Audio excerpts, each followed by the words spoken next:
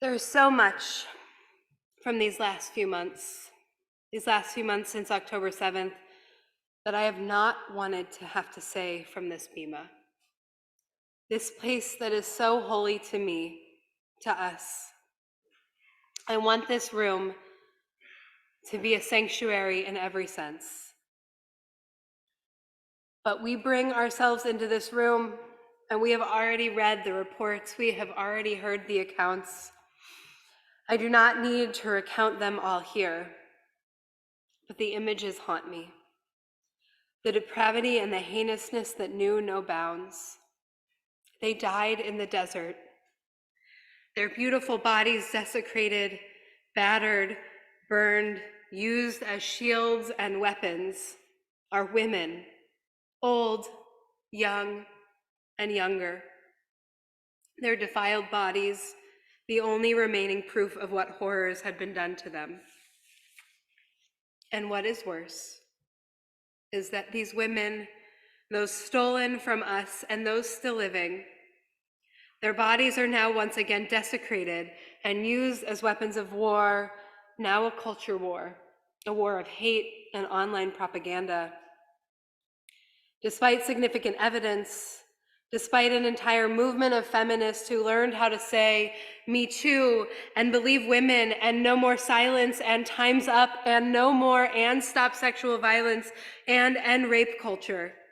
Despite all of this, despite all of the growth we've supposedly done over the past decade, our women are now being questioned. Things like, where's the proof? Why haven't more women spoken out? How is it possible that all these injured people could really remember such explicit details? Isn't this just Zionist propaganda? We are devastated. We did not know such evil still existed. So I am here to say what unfathomably should not need to be said. I believe you, I see you, I hear you, we see you, we believe you. We hear every wordless scream. We are shattered that your bodies and brains and souls must record the scars of that depravity, and to have to relive it now as people question you.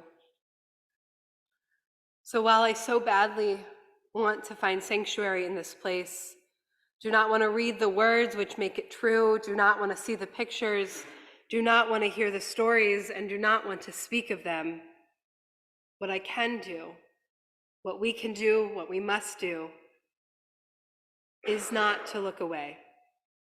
Because that is what others want us to do, to pretend that this didn't happen, to pretend that believe women and no more silence don't apply to us, to pretend that we too aren't included in Me Too. But we are. So we have to promise to not look away, to not turn away or swipe to the next story.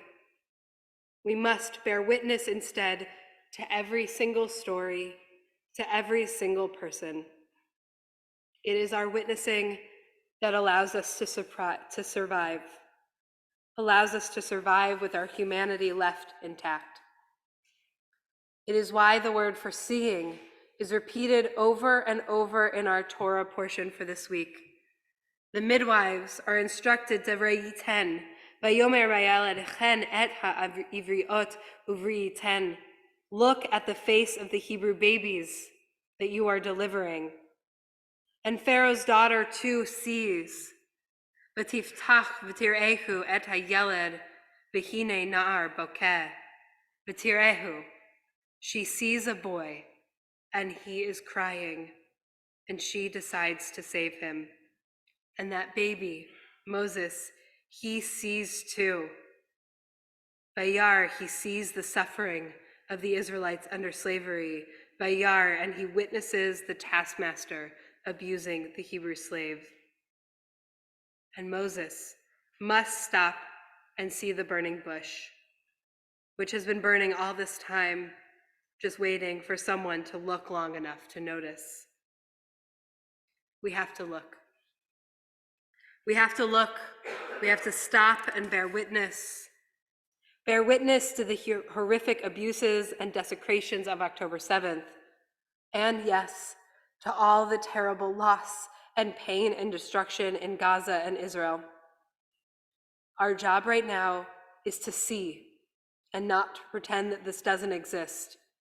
It's the only way that we can stay human, to not bury our heads in that desert sand, to see what is on fire right in front of us. It is in that moment of seeing at the burning bush that seeing becomes something else. The seeing calls us in. Moses says, Hineni, here I am. We see. Hineni, we become present. And like Moses, in his same moment of seeing, we may be afraid, overwhelmed at the enormity of the pain that we must acknowledge. But we, like Moses, like Pharaoh's daughter, like the midwives, we stay.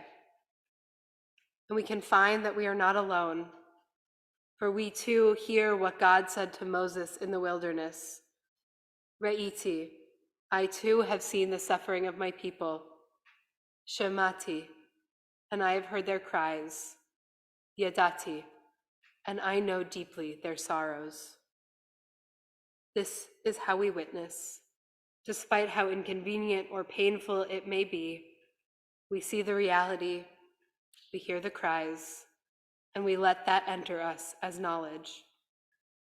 That is how we reach towards empathy and compassion and try our best to sit beside all those in pain. Hinenu, we are here. Re'inu, we see. Shemanu, we hear. Yadanu, we believe. We will not let your stories be stolen. We will not let the world forget.